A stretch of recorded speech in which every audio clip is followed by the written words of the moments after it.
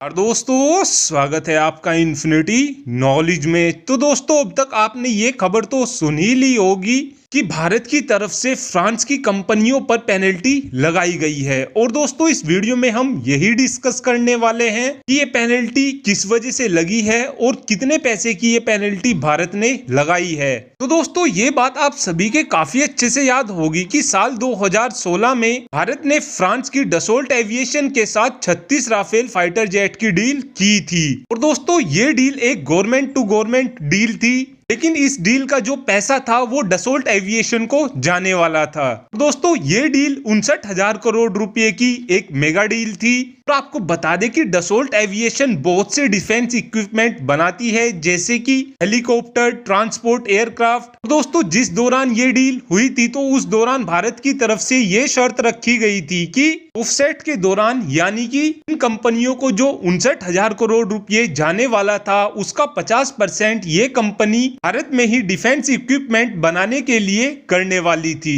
इसका फायदा भारत को ये होने वाला था कि भारत को मेक इन इंडिया के तहत बढ़ावा मिलता। दोस्तों ये पैसा फ्रांस की 4 कंपनी के पास जाने वाला था, जिसमें से पहली कंपनी का नाम था डसोल्ट एविएशन, दूसरी कंपनी का नाम था थेल्स, तीसरी कंपनी का नाम था सेफ्रॉन, चौथी कंपनी का नाम था MBDA। दोस्तों आपको बता दें कि फ्रांस की ये सभी कंपनियां मिलकर ही एक राफेल को बनाती हैं, जैसे कि थेल्स राफेल के लिए रडार और सेंसर्स प्रोवाइड कराती है और सेफ्रॉन इंजन देती है और MBDA राफेल में मिसाइलें लगाती है। ये 59,000 करोड़ रुपया इन चारों कंपनी को ही मिलने वाला था और इस 59,000 करोड़ रुपये में से करीब 27-28 हजार करोड़ रुपये भारत में ही इन्वेस्ट होना था। और इस पैसे से भारत की कंपनियों के साथ मिलकर ये कंपनियां डिफेंस इक्विपमेंट बनाने वाली थी, जिन्हें दुनिया भर के देशों में एक्सपोर्ट भी किया जाना था। लेकिन ये 3 कंपनी जैसे डसोल्ट, थेल्स और सेफ्रॉन तो अपना काम करने में लग चुकी थी। और अभी हाल ही में ही ये भी खबर निकलकर सामने आई थी कि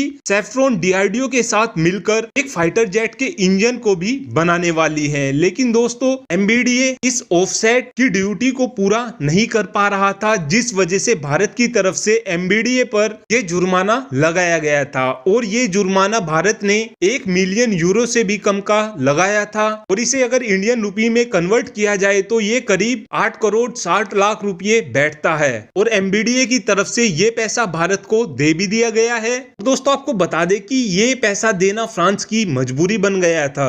ऐसा इसलिए है दोस्तों क्योंकि अगर फ्रांस की तरफ से ऑफसेट की शर्तों को पूरा नहीं किया जाता तो आने वाले टाइम में भारत फ्रांस से राफेल भी नहीं खरीदता और साथ साथ फ्रांस को $16 बिलियन यानी कि 1 लाख करोड़ का घाटा हो जाता।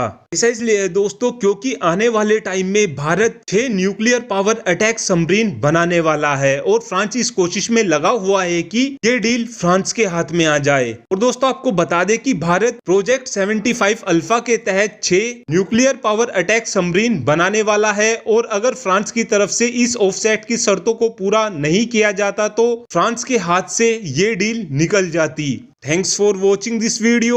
Have a good day.